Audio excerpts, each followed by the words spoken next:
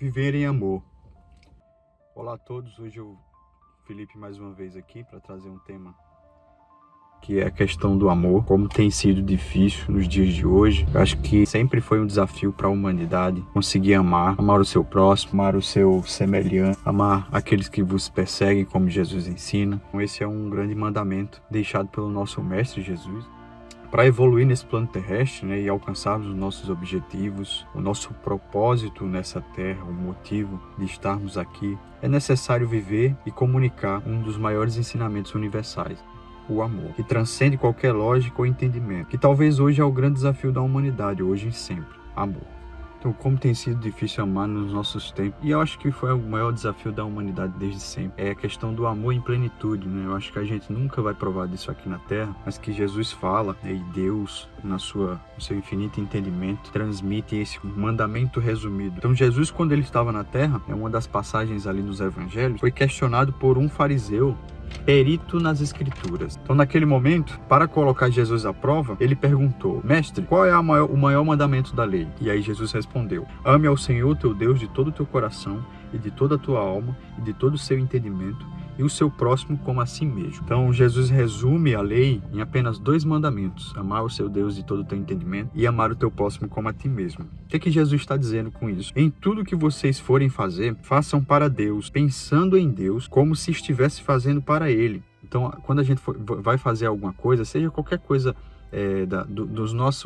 das nossas faculdades terrenas, Seja no nosso trabalho, seja no nosso relacionamento, seja em casa, qualquer coisa que a gente vai fazer, projetos e planejamentos, a gente que tem um coração temente a Deus, que quer viver em plenitude de amor, a gente tem que fazer essa ponderação. Se aquilo que eu vou fazer tem esse viés de ter algum benefício, algo bom, que é algo que vai agradar a Deus ali. Porque usando esse critério, você vai estar fazendo o que é bom e, consequentemente, você vai estar amando a Deus. Então, esse é um entendimento do amor de Deus. Como é que a gente ama a Deus? Fazendo o bem, fazendo as coisas que são boas, fazendo algo pensando em Deus, ou fazendo para Deus de forma boa e julgando se aquilo é bom ou mal, se é para o meu ganho, Claro que a gente tem que fazer aqui a separação de que a gente vive nessa terra, a gente precisa ter os nossos interesses, mas que isso seja ainda mais evidente em uma causa maior. Então, para agradar a Deus, levamos em consideração esse critério. Seguindo a parte 2, ele fala para amar o próximo como a nós mesmos. Então veja que desafio, amar o próximo. Quem que é o meu próximo? É qualquer pessoa que esteja no meu contexto familiar, no meu contexto cotidiano, qualquer pessoa que apareça para mim.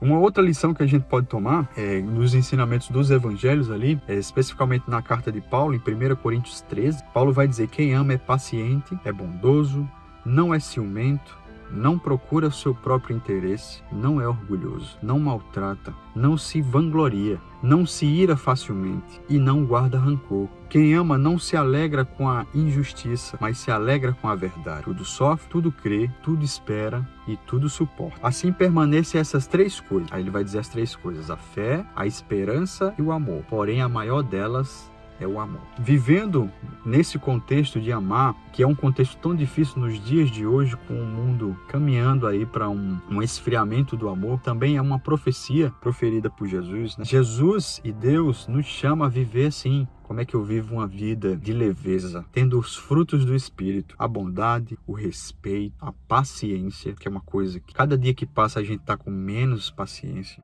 a paz, a amabilidade, a bondade, a fidelidade, a mansidão e o domínio próprio. O domínio próprio é o autocontrole, é a regulação das minhas emoções, que eu sei que é muito difícil. E como fazer isso? Eu acho que primeiro a gente tem que começar a praticar os ensinamentos de Jesus Cristo e começar a enxergar o mundo de um outro prisma, entendendo que cada situação que acontece no nosso meio, no nosso cotidiano, tem certos motivos. Cada coisa ruim que acontece, cada desafio que acontece, tem os seus motivos. É como nos evangelhos ali falam: todas as coisas cooperam para o bem daqueles que amam a Deus. Então, independente das coisas acontecerem, seja elas boas ou ruins, enxergar a vida por esse prisma vai ajudar a gente a ser menos revoltado, a se revoltar menos com a vida, a ser mais paciente, a tratar os outros melhor, a entender que aquele contexto que a gente foi inserido é o contexto em que a gente precisaria estar para poder amadurecer, para poder aprender. Então, vivendo uma vida com esse critério, bondade, respeito, a paciência, a alegria, a paz, a amabilidade. Esses são os dons e os frutos do Espírito. Quem não quer viver assim, é difícil, é aquela coisa. O dia mau chega para todos, mas o que você faz com o dia mau? Você tem que olhar para frente. Às vezes a gente passa por adversidades e quer olhar para trás. Às vezes a gente fica com saudade das coisas que a gente já viveu em comparação com as coisas atuais, porque tá vivendo um momento, um dia ruim ou uma semana ruim, ou quem sabe um período ruim que a gente tá vivendo. Mas Jesus chama a gente para olhar para frente, para olhar para esse dia mau que tá acontecendo com amor, com aprendizado, bondade, com amabilidade, com paciência. Então Jesus chama a gente a isso.